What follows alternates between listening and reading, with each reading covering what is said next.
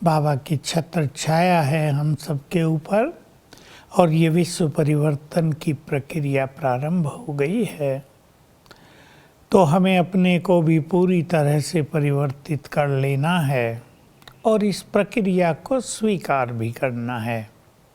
मैं एक बात सबको आजकल कह रहा हूँ और सबको सीखनी है कि अब जो कुछ चेंजेज आएंगी, चेंज को, परिवर्तन को स्वीकार करें। चेंज तो होंगी, परिवर्तन होगा, हम चाहें न चाहें हमारी इच्छाओं के अनुरूप कुछ नहीं होगा। जो खेल अब बना हुआ है परिवर्तन का, उसमें जो कल पहले हुआ था वो होता रहेगा। इसलिए चेंज को स्वीकार करके अपनी स्थिति को श्रेष्ठ बनाए रखना, ताकि हमारे संकल्प न चलें, हम परेशान न हो जाएं, हमारी खुशी न चली जाए, दुखों के पहाड़ न टूटने लगें, ऐसा अनुभव न हो। क्योंकि ये जो समय आ रहा है इसमें तो बाबा पहले ही कह दिया था, नाजुक समय आ रहा है और दुखों के भी पहाड़ गिरेंगे। नाजुक समय संसार के लिए भी है, थोड़ा ब्राह्मणों के लिए भी है। गृहस्थ में रहने वालों को कई तकलीफ़ें होती हैं, धन का भी अभाव हो जाता है, मानसिक इफ़ेक्ट भी आते हैं, घरों में अच्छे संबंध बनाए रखना भी एक चैलेंज हो जाता है। बहनें भी अच्छा प्रोग्राम बनाती हैं, जहाँ तहाँ सेंटर्स पे बहनों ने योग की बहुत ही अच्छी भट्टियाँ की हुई हैं। आप सब ने भी की होंगी, चल रही होंगी, क्योंकि समय का सदुपयोग करना ये समझदारी है, ये बुद्धिमानी है। और बाबा के सभी बच्चे इस कार्य को भली भांति कर लेते हैं कि जब समय मिलता है तो हमारा समय, जैसा आज बाबा अभी कह रहे थे, महान कार्यों में व्यतीत हो। ये समय की पूरी सफलता है, अपने श्रेष्ठ पुरुषार्थ में व्यतीत हो, प्रभु मिलन में व्यतीत हो, तो बहुत अच्छी अनुभूतियाँ होती रहेंगी और ये समय हमारे लिए वरदान बन जाएगा। आज बाबा ने एक विशेष बात अर्जुन का उदाहरण देते हुए कही है, आप सब ने नोट कर ली होगी। स्मृति स्वरूप और नष्टो मोहा और बिंदु रूप पर नजर। जब द्रोणाचार्य ने पूछा क्या दिख रहा है, तो केवल चिड़िया की आँख। तो बिंदु रूप पर नजर, स्मृति स्वरूप नष्टो मोहा, इस पर हम चर्चा करेंगे। लेकिन आज जो बाबा कह रहे थे उस पे भी ध्यान दें। पहला दिन था वर्ष का, तो पहले दिन हम सभी बहुत प्रतिज्ञाएं किया करते हैं बाबा से, और करनी चाहिए, क्योंकि जितनी हम प्रतिज्ञा करते हैं, कुछ बनने का दृढ़ संकल्प करते हैं, आत्मा में पावर आती है। बस जरूरी ये है कि उस प्रतिज्ञा को रोज़ सवेरे रात को रिवाइज कर लिया करें, ताकि हमें स्मृति में रहे। तो प्रतिज्ञा को पूर्ण करने का जितना दृढ़ संकल्प मन में होगा, बाबा की उतनी ही ज़्यादा मदद हम सबको मिलती रहेगी। तो इस पर विशेष ध्यान सभी को देना है। संकल्प करने हैं, अभी भी पहली तारीख की इंतज़ार नहीं करनी है। मुझे कैसा बनना है, कल्प कल्प की बाजी है, खेल पूरा हो रहा है। हमें भरपूर होकर अपने धाम वापस चलना है जहाँ से हम आए थे। इसलिए बाबा से सब कुछ लेकर अपना श्रेष्ठ भाग्य बनाकर हम वापस जाएंगे। ये बहुत अच्छा संकल्प, ये बाबा से प्रतिज्ञा हमें करके रखनी है। प्रतिज्ञा को पूर्ण करने के लिए हमेशा एक सिंपल प्लान बना लेना चाहिए। ऐसा प्लान नहीं जो 2-4 दिन ही चले, सिंपल एंड प्रैक्टिकल ऐसा प्लान जो सदा के लिए चलता रहे। सदा के लिए हम स्वयं में कुछ चेंज कर लें, सदा के लिए कुछ सुंदर अनुभूतियाँ हमें होने लगें। बिंदु रूप पर ही नजर, बस एक सर्वशक्तिवान निराकार ही दिखाई दे, शिव बाबा ही दिखाई दे। जैसे उससे रस हम ग्रहण करते जा रहे हैं, उसमें जो अतीन्द्रिय रस है उसको हम रिसीव कर रहे हैं, उस पे बुद्धि लगी रहे। ये प्रैक्टिस हमें करते चलना है। कर्म में भी इसकी प्रैक्टिस करनी है कि बुद्धि शिव बाबा में लगी रहे, काम यहाँ होता रहे।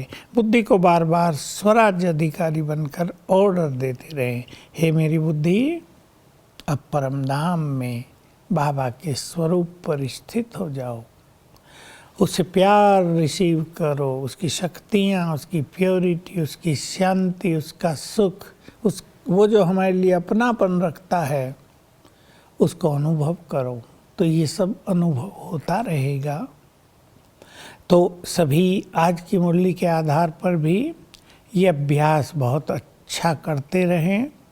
साथ में स्मृति स्वरूप और नष्टो मोहा, क्योंकि बाबा ने बता दिया है अंतिम पेपर मोहों का ही होगा, और इसी पेपर में अनेक लोग फेल होंगे।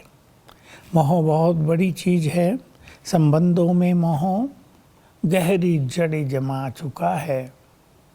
अपनों से बहुत ज़्यादा मोह, वस्तुओं से, धन संपदा से मोह, इन सभी से हमें मुक्त होना है।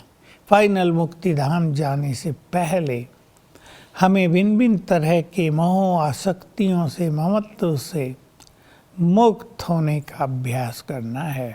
तो इसके लिए स्मृति स्वरूप होना परम आवश्यक है।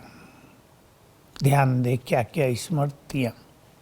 होमवर्क करेंगे सभी भाई बहनें, गृहस्थ में रहने वाले माताएं भी करेंगी। बाबा ने हमें क्या क्या स्मृतियाँ दिलाई, 21 नोट कर लें, 16 नोट कर लें। क्या क्या स्मृतियाँ दिलाई, याद दिलाया। स्मृति का सीधा सा अर्थ होता है याद दिलाया बाबा ने हमें। अब वो हमें याद आया क्या, हम अपने से पूछेंगे। जैसे हम किसी को याद दिलाते हैं, अरे 20 साल पहले ऐसे ऐसे हुआ था, हम लोग वहाँ गए थे, याद आता है? हम सिर खुजाएंगे, पता नहीं याद आ रहा है या नहीं। आ तो रहा थोड़ा थोड़ा। याद दिलाया बाबा ने 5000 वर्ष का। पहली स्मृति तो बिल्कुल हमारे लिए बिल्कुल सिंपल, तुम आत्माएं हो। पहली स्मृति हमें याद आई, या देहभान हमें याद नहीं आने दे रहा है। स्मृति कितना समय रहती है। अब आत्मा के साथ और कई स्मृतियाँ दिलाई बाबा ने। तुम महान आत्माएं हो, तुम कल पहले वाले विजयी हो। याद आया कि इस माया पर कल पहले भी हमने विजय प्राप्त की थी। क्या स्मृति रहती है कि तुम बहुत शक्तिशाली हो।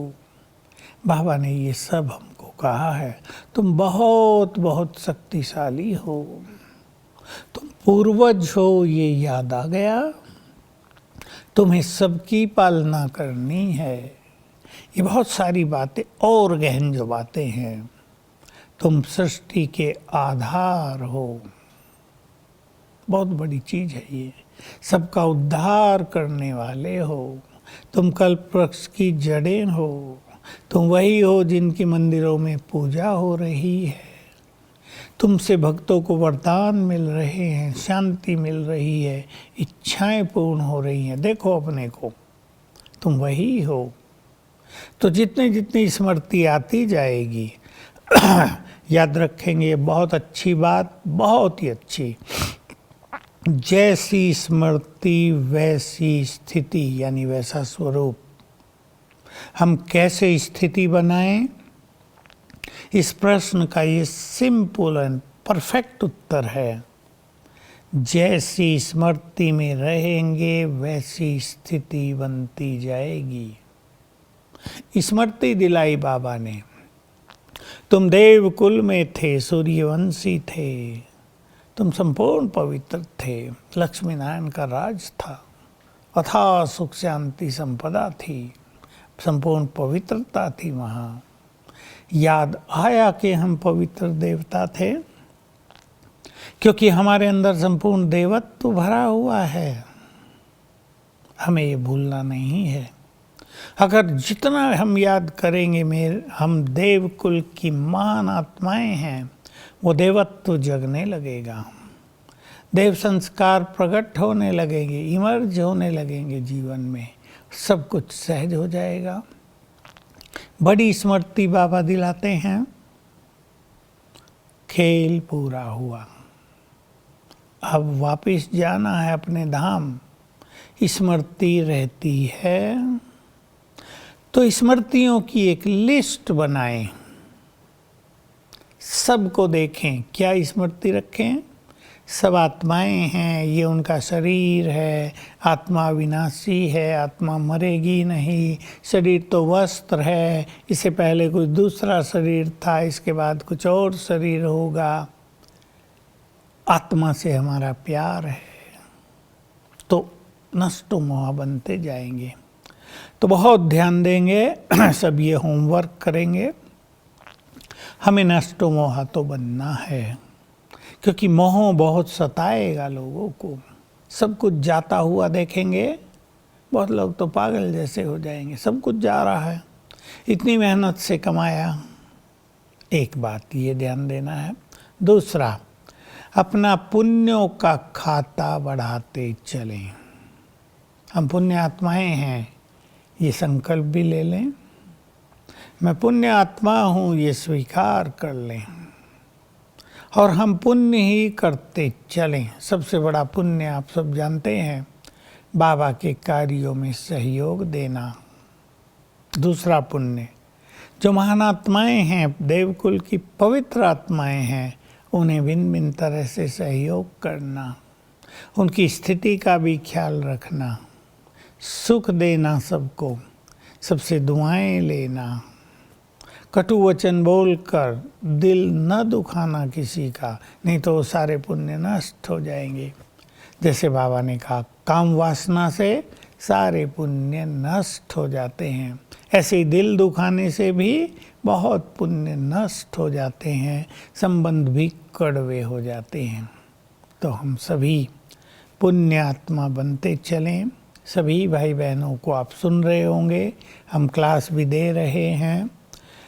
मैं एक छोटी सी विधि आप सभी के समक्ष रखता हूँ, जो बहुतों के समक्ष रखी हैं, जिसने शुरू न की हो वो पुनः उसकी शुरुआत कर लें। और वो है कि 10-10 मिनट 4-5 बार योग में बैठेंगे।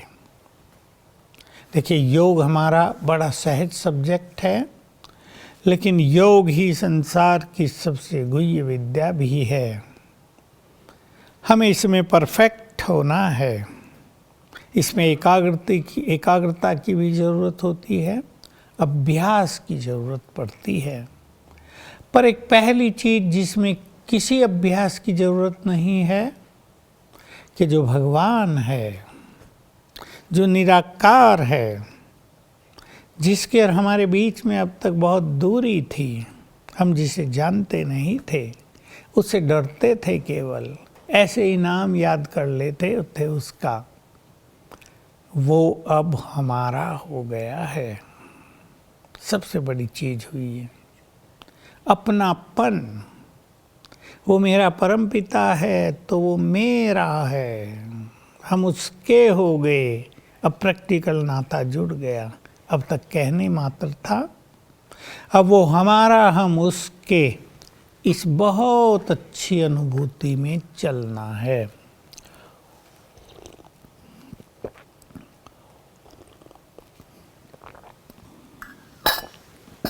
देखो, लौकिक का सबको अनुभव है, संबंध जुड़े, शादियां हुई, हमारे हो गए ना, हमारी कॉन्शियसनेस बदल जाती है, नशा होता है, स्मृतियाँ बदलती हैं। बच्चे ने जन्म लिया, वो हमारा है, हमारा हो गया।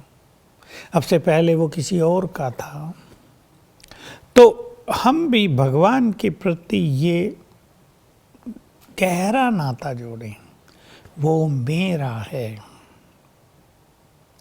भगवान मेरा है, मैं तो उसका हूँ ही, मैं उसकी हूँ, पर वो मेरा है, उसकी संपूर्ण शक्तियाँ मेरी है, उसकी संपूर्ण प्रॉपर्टीज संपत्ति मेरी है, उसके सारे वरदान मेरे हैं, उसका संपूर्ण सुख, उसकी शांति, उसका प्रेम मेरे लिए है।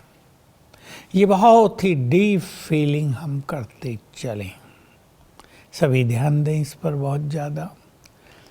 इसमें बैठने की ज़रूरत नहीं, ये सवेरे सवेरे रोज एक बार अपने को चिंतन के द्वारा इस डीप फीलिंग में ले जाया करें। बहुत अच्छे अनुभव रहेंगे, समीपता होगी, वो हमारा खुदा दोस्त है, ये बहुत अच्छी अनुभूतियाँ होती रहेंगी। 10-10 मिनट मैंने आपको बैठने की बात कही, जिनका योग नहीं लगता उनके लिए तो बहुत ज़रूरी है।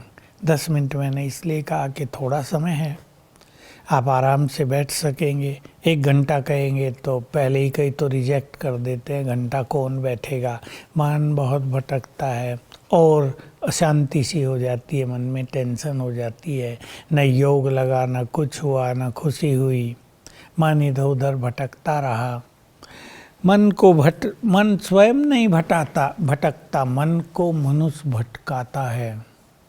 अगर हम चाहें तो मन को भटकने से रोक दें, ये हमारे ऊपर है। इस पर तो सभी बहुत अच्छा चिंतन करें। और देखिए, मैं एक चीज़ क्लास में सुनाया करता हूँ कि मन का काम निरंतर सोचना है ना, ये बात आप ध्यान से सुन लेना। थोड़ा सा सीक्रेट है लेकिन बहुत सिंपल है। मन का काम निरंतर सोचना है, वो निरंतर चल रहा है।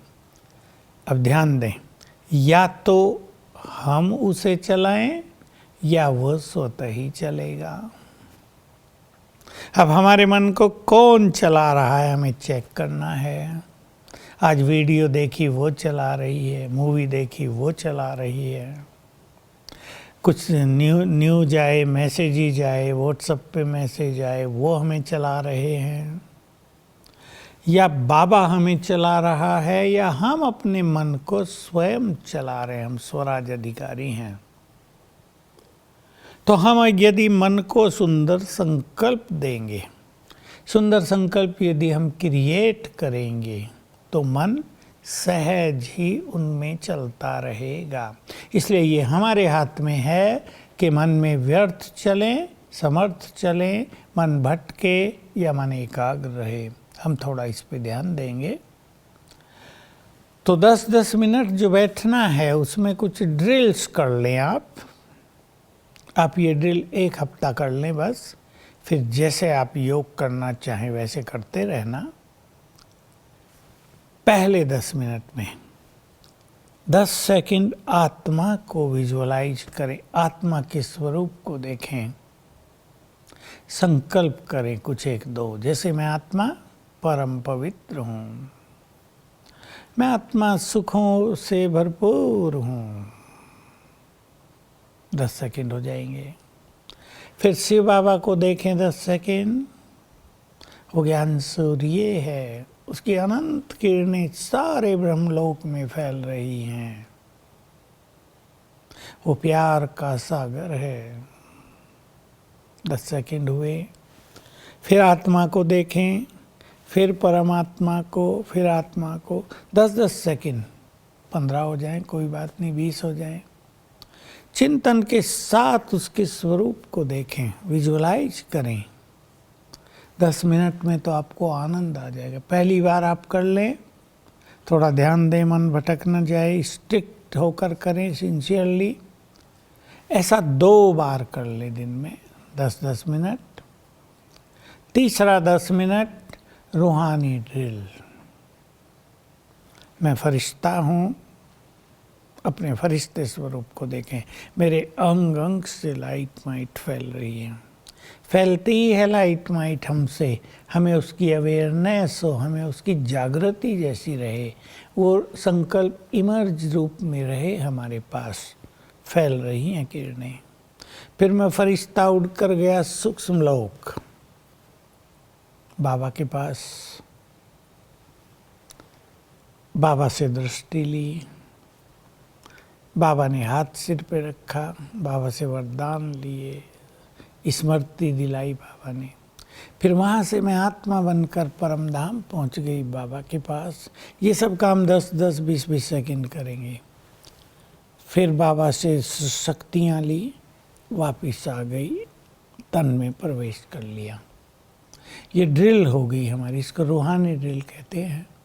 इसका अभ्यास करेंगे, 10 मिनट करेंगे। पहले 10 मिनट में 10 बार कर लो, फिर 5 बार हो जाएगा, फिर 3 बार में 10 मिनट हो जाएंगे, सुख मिलने लगेगा। और चौथे 10 मिनट में संसार को सकाश देना। बड़ा मनोरंजक तरीका आप अपनाएंगे। आपको कुछ नहीं आता, इतना तो आता है, मैं मास्टर सर्व शक्तिमान हूँ, मेरे मस्तक से शक्तियों की पिचकारी जैसी पड़ रही है सामने। ग्लोब बना लो सामने, विश्व का गोला, इस ग्लोब पर पड़ रही हैं ये शक्तियाँ। कभी संकल्प कर लो, मैं तो फरिश्ता हूँ, अंग अंग से किरणें फैल रही, चारों ओर फैल रही हैं। 10-10 सेकंड कर लो। कभी संकल्प कर लो, मैं ग्लोब के ऊपर बैठा हूँ, बाबा इधर मेरे सिर के ऊपर है। अभ्यास करते रहो। कभी देख लो शिव बाबा ज्ञान सूर्य मेरी आंखों के सामने हैं। ये सिंपल प्रैक्टिस, फिर ये बढ़ती जाएंगी। लेकिन 7 दिन सिंसियरली अगर 4 बार रोज कोई कर ले, देखो 6 बजे से पहले का समय अच्छा होता है, 5:45 से शुरू कर लो, 6 तक कर दो। फिर मुरली के बाद का समय बहुत सुंदर होता है। मुरली पूरी हो गई, आप सुनते ही होंगे रोज 10-15 मिनट तब कर लो अभ्यास। ये 2 अभ्यास बहुत सुंदर होंगे। अमृत वेला तो करना ही चाहिए। फिर दोपहर में 1 बार कर लो, शाम को 1 बार कर लो, 6:30 के आसपास। सोने से पहले भी अवश्य करना चाहिए। एक अभ्यास में 5वीं बार करना है 5 स्वरूपों का अभ्यास। ये बहुत ज़रूरी है। 4 बार 5 बार ये अभ्यास जरूर करने हैं। इससे स्थिति बहुत अच्छी हो जाएगी, एकाग्रता बहुत अच्छी हो जाएगी। सवेरे भी सबको उठना है। ये नहीं भाई टाइम बहुत है, सवेरे उठ जाएंगे तो टाइम पास कैसे होगा, सो लें, सोने दो। सवेरे इस समय बाबा विशेष शक्तियाँ देता है, विशेष वरदान देता है, इसलिए बाद में सो लेना है। नहीं तो कई लोग सो के ही टाइम पूरा कर रहे लॉकडाउन का। ये सबसे बड़ी गलती है। इससे ब्रेन डल होगा, उसकी क्रिएटिव एनर्जी नष्ट होने लगेगी। और मुझे जैसे अंदेशा है कि लॉकडाउन के बाद यदि ये और चल गया 1 मास तो बहुत लोग डिप्रेशन के शिकार हो जाएंगे, लोनली फीलिंग होने लगेगी बहुतों को। हमें इन सब से बचना है। अपने मन को बहुत खुश रखने के लिए खुशी के संकल्प, एक अव्यक्त मुरली रोज पढ़कर उस पर पुरुषार्थ करना, और अपने घरों में, अपने चारों ओर, अपने संगठन में बहुत खुशी का माहौल, बहुत सरलता का माहौल, एक दूसरे के गुड फ्रेंड बन के रहें। जहाँ गुड फ्रेंड नहीं है और थोड़ा बहुत भी टकराव है, उनके लिए ये समय अभिश्राप बन जाएगा। इसलिए सभी भाई बहनें समय को पहचानते हुए चारों ओर सकाश देने का भी विशेष प्रोग्राम बना लें। हमें सबको सकाश भी देनी है, क्योंकि हमारी सकाश की इस संसार को बहुत ज़रूरत है।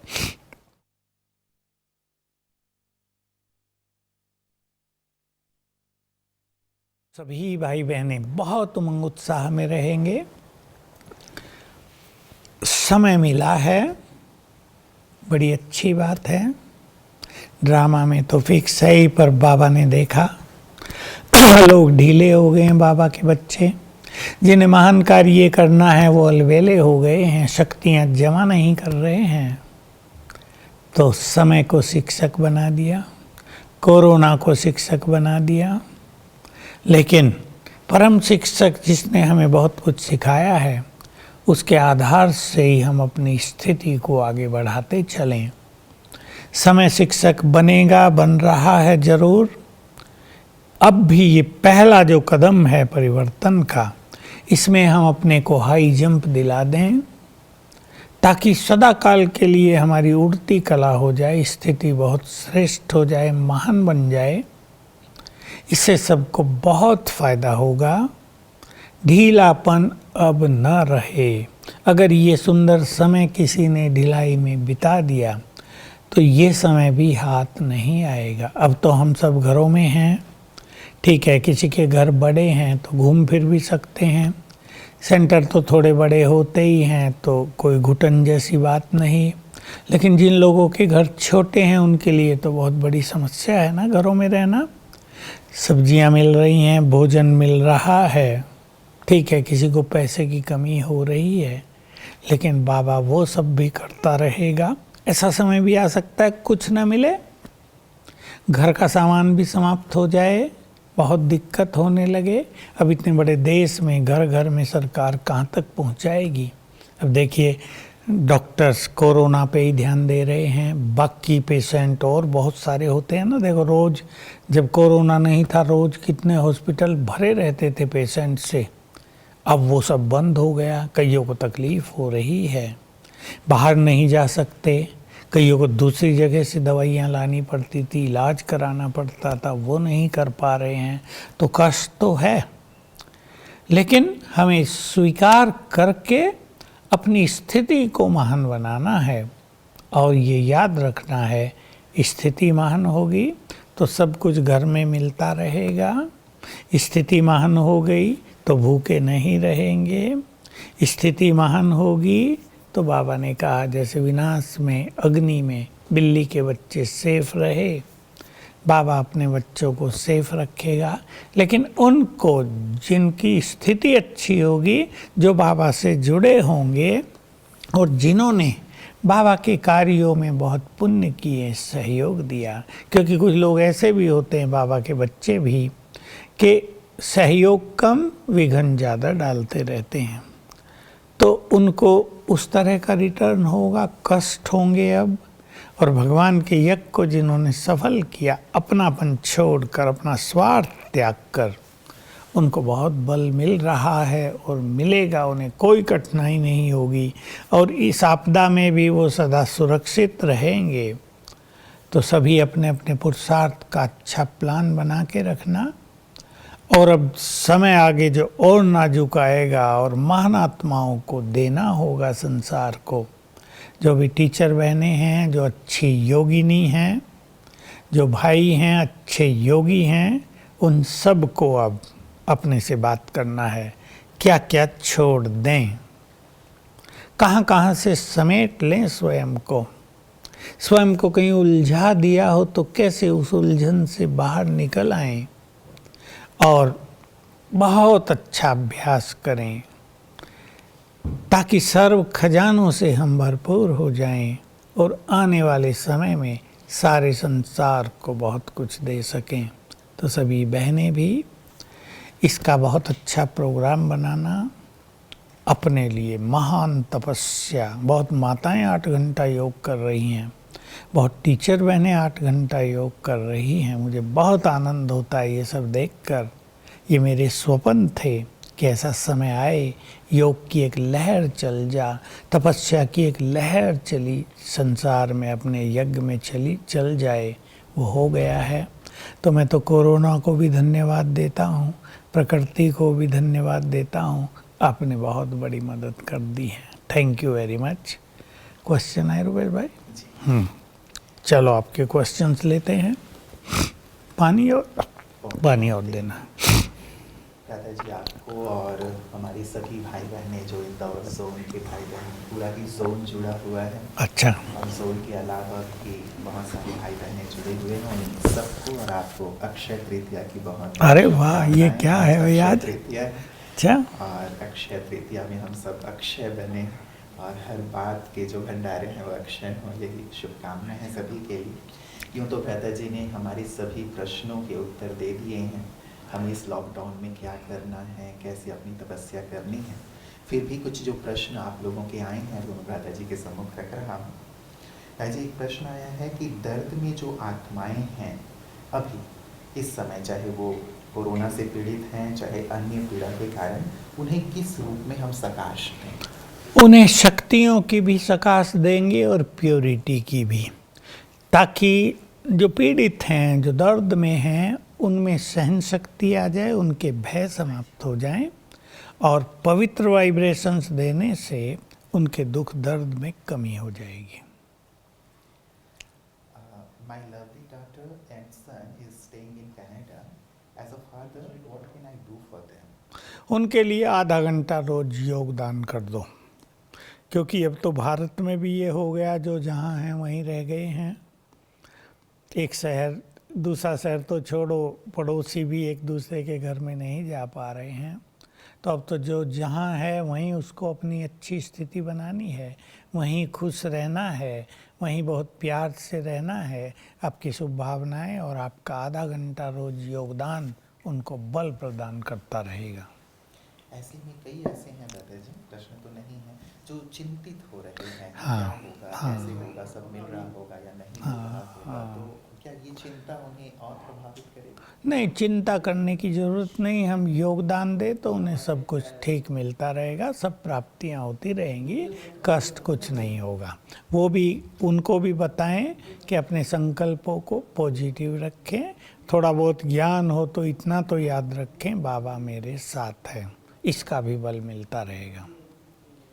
आज भ्राता जी बाबा ने कहा मुरली में कि नवीनता लाओ, तो हम अपने पुरुषार्थ तो कर ही रहे हैं, सेवाएं भी कर रहे हैं। तो बाबा की आज की प्रेरणा अनुसार पुरुषार्थ में और सेवा में क्या नवीनता? मैंने बता दिया है, भिन्न भिन्न तरह से योग अभ्यास करना। और देखिए, नवीनता का जो प्रश्न है उसको आप ज्ञान से या क्लास से नहीं समझ सकेंगे। जब आप बहुत अच्छे अच्छे अभ्यास करेंगे तो नए नए अनुभव होते रहेंगे, वो अनुभव आपको गाइड करेंगे, वही नवीनता हो जाएगी।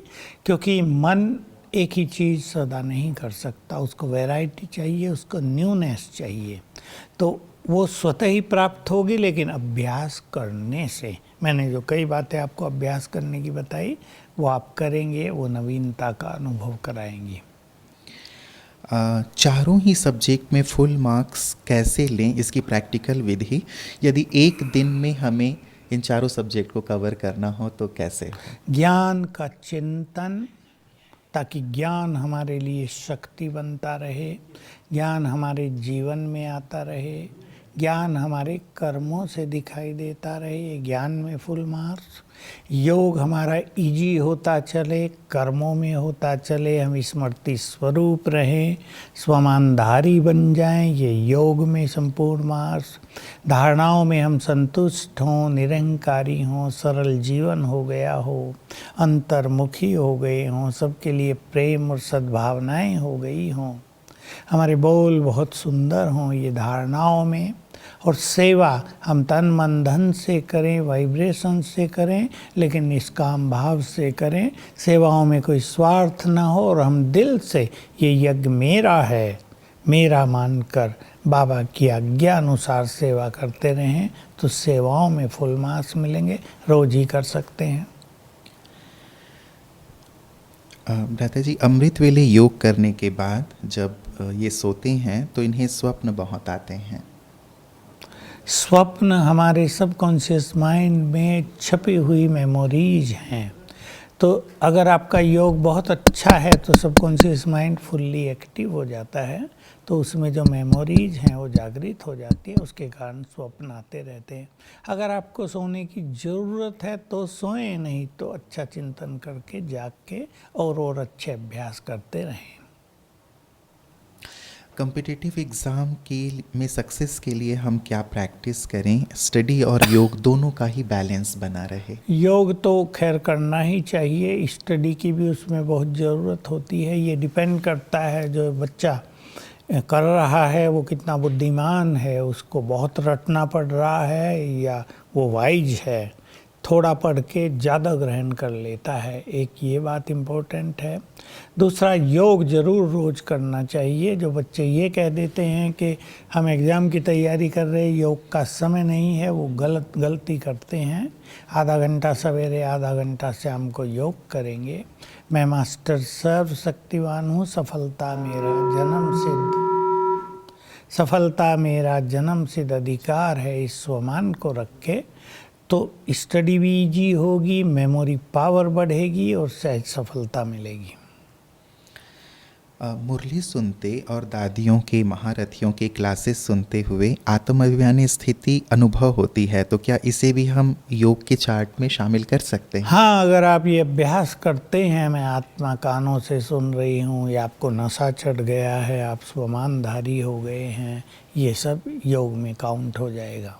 अब रहता जी, मुझे लगता है कि बहुतों के एक प्रश्न होते हैं कि जब बाबा 8 घंटा योग कहते हैं तो उसमें क्या क्या हम शामिल करें? उसमें 8 घंटे योग में स्मृति स्वरूप स्थिति, जिसकी मैंने चर्चा की है, स्वमान 5 स्वरूपों का अभ्यास, आत्मा का अभ्यास, बाबा की याद, फरिश्ते स्वरूप का अभ्यास, सकाश देना, ये सब आ जाता है। भाई जी, मैं यूपीएससी की तैयारी कर रहा हूँ, क्या समय को देखते हुए अब पढ़ाई से वैराग्य धारण कर लेना चाहिए? ये आपको खुद सोचना है। देखिए, मनुष्य कर्म तो करेगा ही, जब तक शरीर छूटे तब तक उसे कर्म करना है, और कर्म में बुद्धि सबको लगानी होती है। वो लोग ज़्यादा बुद्धि लगा रहे हैं जिन्हें कोई काम नहीं है, वो ज़्यादा सोचते हैं। इसलिए कोई भी अच्छे से अच्छा काम करना, कंपटीशन देना, उसकी कभी किसी को मनाही नहीं बाबा की ओर से, लेकिन उसमें उलझ न जाना चाहिए। विनाश कोई कल ही नहीं होने जा रहा है, अभी ये प्रक्रिया ऐसे ही चलती रहेगी। तो आप जो कुछ करना चाहते हैं उसे दृढ़तापूर्वक करते रहें। मुझे लगता है प्रथा जी कि समय की जो बात है वो लोगों को अपने पुरुषार्थ को बढ़ाने या फिर कैसे करने, उसके लिए बहुत ज़्यादा उससे वो कॉन्शियस रहते हैं। उसी से जुड़ा हुआ एक अगला प्रश्न है कि पुरुषार्थ के लिए कितना समय हमारे पास बचा है ताकि हम अपनी संपूर्णता की प्लानिंग कर सकें? अभी प्लानिंग करेंगे तो पुरुषार्थ कब करेंगे? अब तक कुछ नहीं किया क्या भाई? पहले तो मेरा प्रश्न है आपसे। चलो, कुछ नहीं किया तो अब भी प्लानिंग कर लो। और जो ये एक बात है, बच्चे पूछते हैं पढ़ाई पढ़ के क्या करेंगे, विनाश होने लगा है। कई लोगों के साथ एक प्रैक्टिकल घटना होती है जो थोड़ी बुरी होती है। पढ़ाई छोड़ दी, योग ज्ञान भी नहीं कर रहे, फिर नेट पे लग गए, बुरे संग में आ गए, घर में व्यर्थ में आ गए, लड़ाई झगड़ा होने लगा। तो उससे अच्छा पढ़ना, कम से कम आपकी एनर्जी तो यूज हो रही है। अगर आप पढ़ाई छोड़ते हैं तो आपको महान योगी बनना चाहिए, तब तो सफल होगा आपका त्याग। अन्यथा त्याग करके आपको पश्चाताप करना पड़ेगा।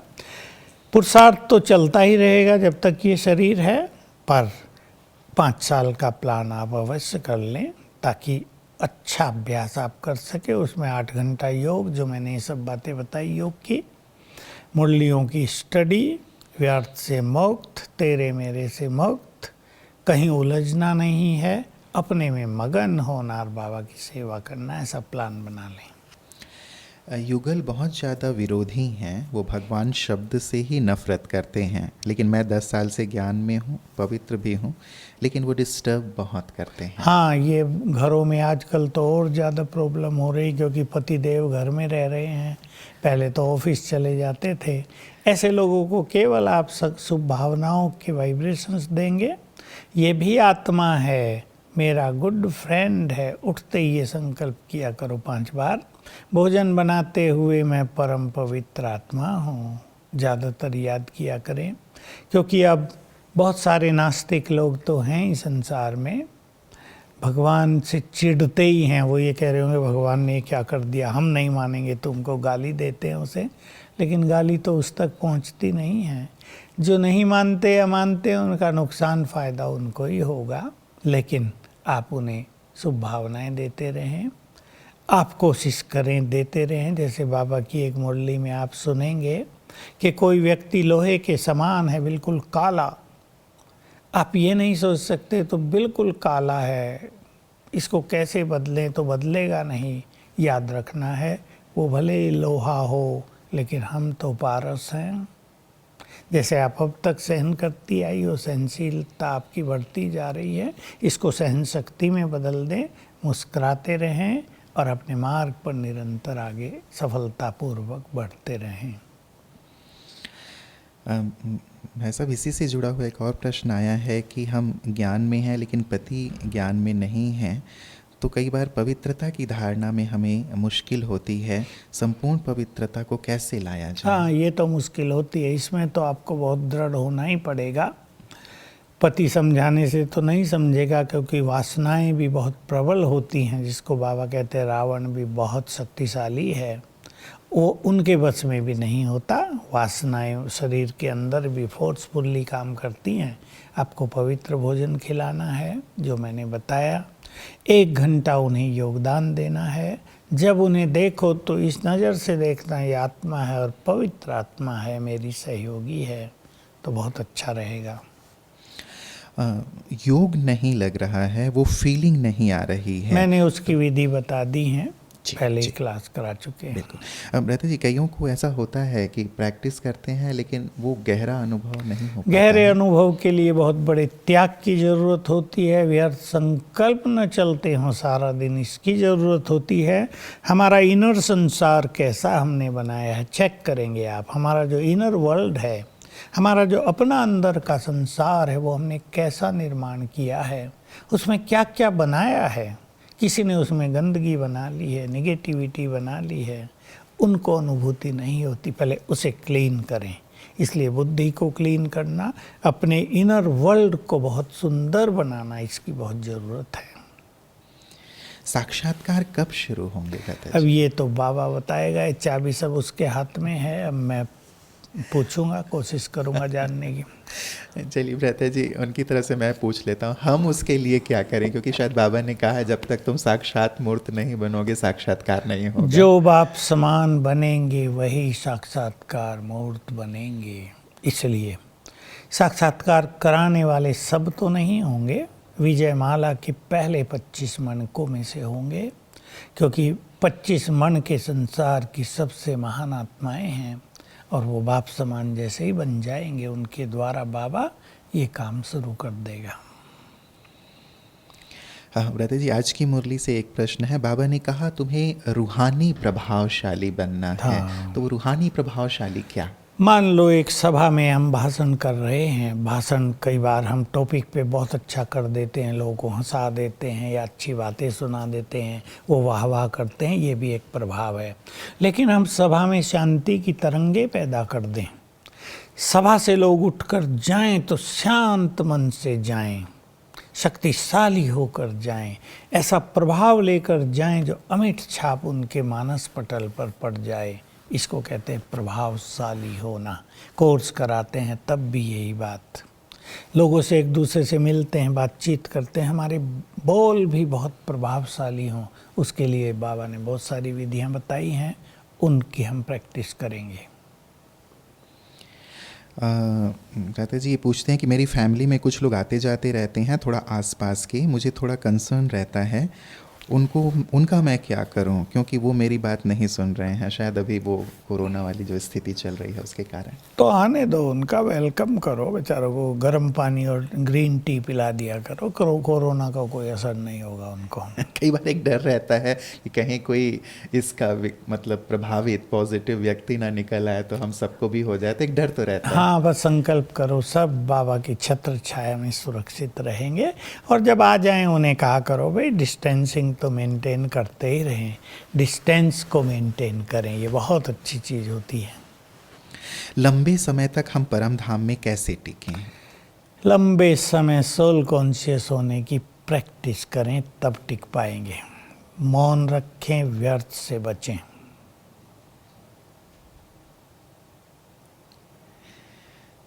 भ्राता जी, स्वदर्शन चक्र की बात किसी ने पूछी है, 5 स्वरूपों की। बाबा ने कई बार कहा है वैसे करने के लिए, लेकिन वो कई बार नहीं हो पाता है, थोड़ी समय ही हो पाता है। कई बार किसी एक स्वरूप में ही हम स्थित हो जाते हैं। कोई बात नहीं, एक में हो जाएं वो भी ठीक है। मैंने कहा 10 मिनट बैठ के 3 बार कर लिया करो, बस इतना ही काफ़ी होगा। फिर धीरे धीरे अनुभूति होती जाएगी। ये बहुत बड़ी चीज़ है कि हमारे अनुभव ही हमें गाइड करते हैं। अगर आप ये सोचे होता ही नहीं और करना छोड़ दें तो बाकी भी नहीं होगा। मेरे ब्रदर कोविड ड्यूटी में हैं, सीआरपीएफ में, उन्हें हम कैसे सकाश दें? उनके पेरेंट्स अकेले हैं, क्या करें प्लीज़ बताएं। आधा घंटा रोज योग करें उनके लिए। बाबा से शक्तियों की किरणें आ रही हैं और मुझ आत्मा से उनको जा रही हैं, ये अभ्यास करेंगे। भाई जी, क्या अभी भी किसी को समझाने का टाइम है? अभी बहुत टाइम मिलेगा, अभी ये कोरोना ख़त्म हो जाएगा, अभी तो स्थापना का बड़ा कार्य बाकी है। समझाने का बहुत टाइम मिलेगा आपको, अपनी तैयारी कर लें। आगे भी प्लस था है जी कि अभी भी कोई आत्मा समझ नहीं रही है इस सिचुएशन में भी, और मेरी स्थिति खराब होती है उनको देख कर के, उनको कैसे समझाएं? ये आपकी गलती है, आपको ज्ञान होना चाहिए। देवकुल की आत्माएं ही समझेंगी आकर, वो भी अपने अपने टाइम पर समझेंगी। आप समझाने की कोशिश कम करो, अपने स्वरूप को श्रेष्ठ बनाने का ज़्यादा करो। अगर आपका हाल खराब हो जाता है, वो नहीं समझते, तो माना आप भी नहीं समझ रहे हो। ब्रता जी, एक बहन ने हमसे पूछा है कि आपने बहुत वर्षों से लंबे समय तक पुरुषार्थ किया है, अलग अलग अपने अभ्यास किए हैं, लेकिन आप अपना वो पुरुषार्थ हमें बताएं जिसने बहुत तेज़ी से आप में परिवर्तन लाया और आपको सफलता दिलाई। वो सब था बैठकर बहुत ज़्यादा अभ्यास करना, बाबा के स्वरूप पर स्थिर होना, बहुत ज़्यादा एकांत लेना, चिंतन करना। और उस टाइम यज्ञ में शुरुआत में मौन बहुत रखा जाता था। मौन हम ऐसा नहीं रखते थे कि बिल्कुल न बोलें, कामकाज का थोड़ा बहुत बोला धीरे, बाकी मौन 40-40 दिन का भी रखते थे, हफ्ते का, 21-21 दिन का। तो ये सब प्रैक्टिस बहुत हुई। लेकिन चार्ट लिखने की मेरी हॉबी थी, मैंने बहुत वैरायटी चार्ट लिखे जीवन में, उसका बहुत ज़्यादा फ़ायदा हुआ। मन बुद्धि शांत थी पहले से ही, उनको और शांत कर लिया था। व्यर्थ के प्रति मेरी रुचि इस जीवन में ज़्यादा थी नहीं, दुनिया के प्रति ज़्यादा आकर्षण नहीं था, उन सब का भी बल मिला।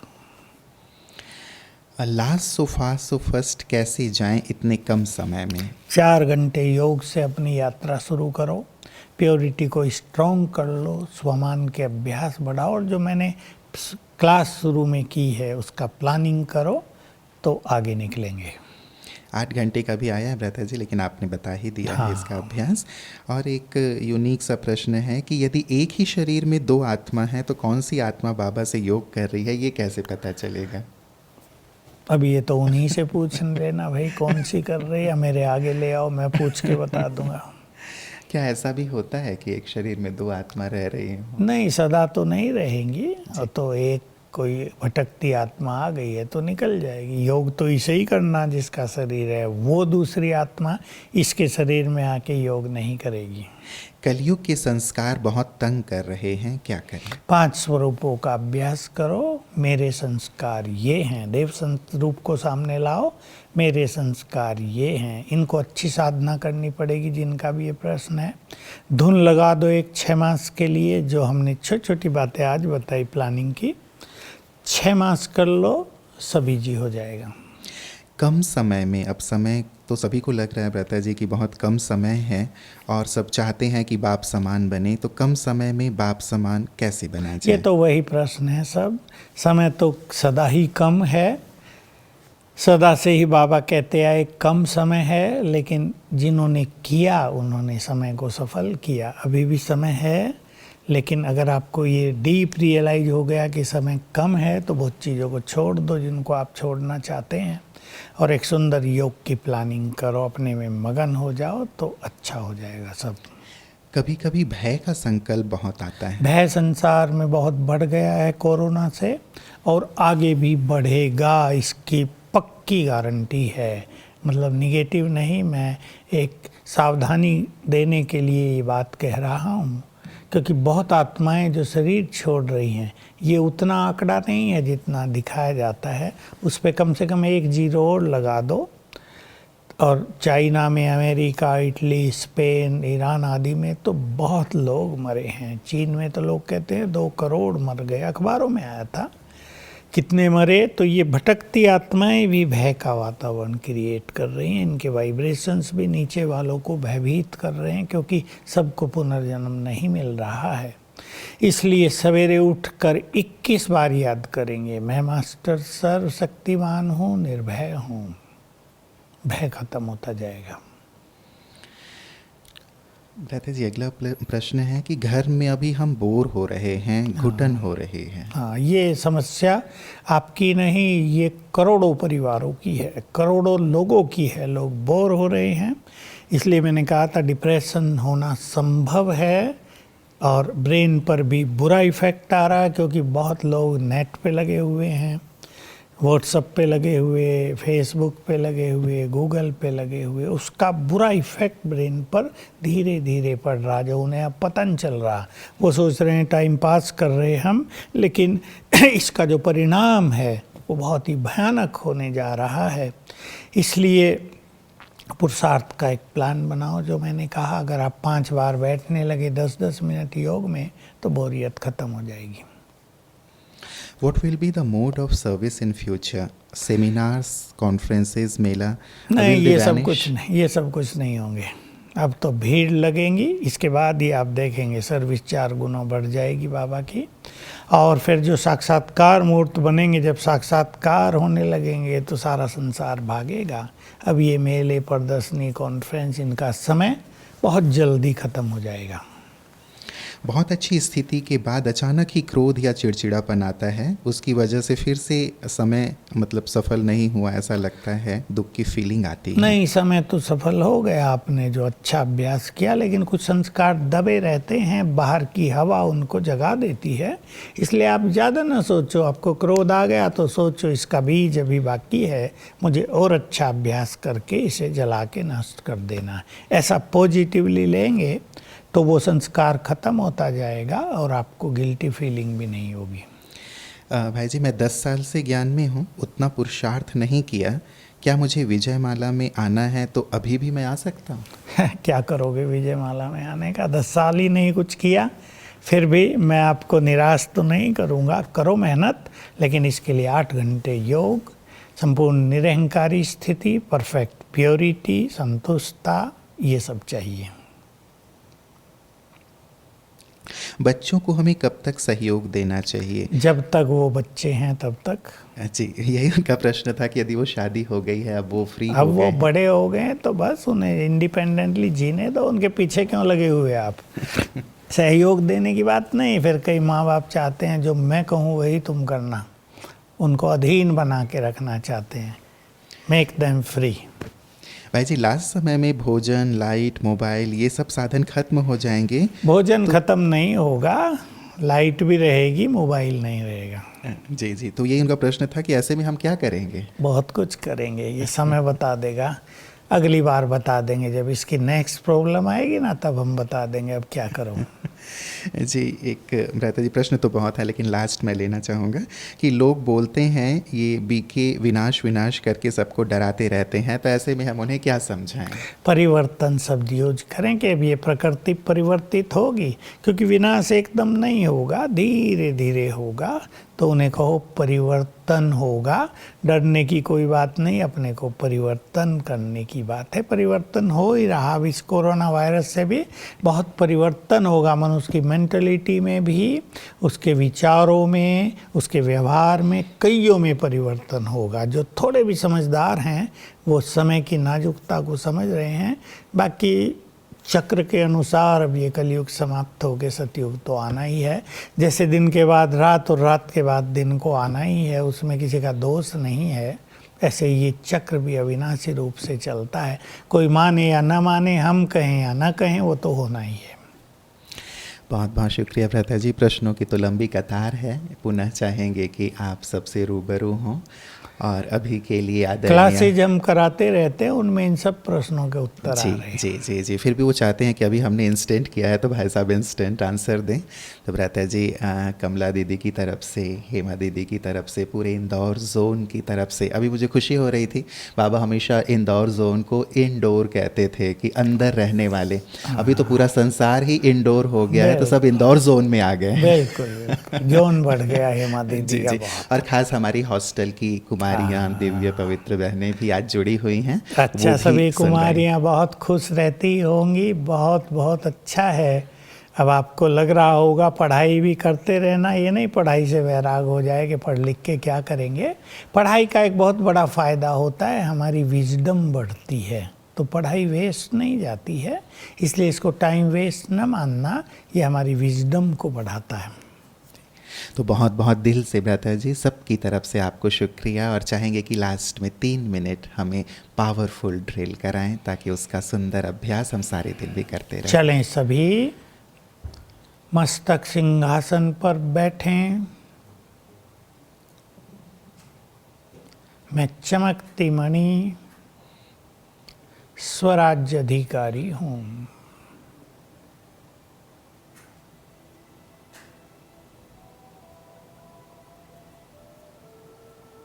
मन बुद्धि की मालिक हूँ।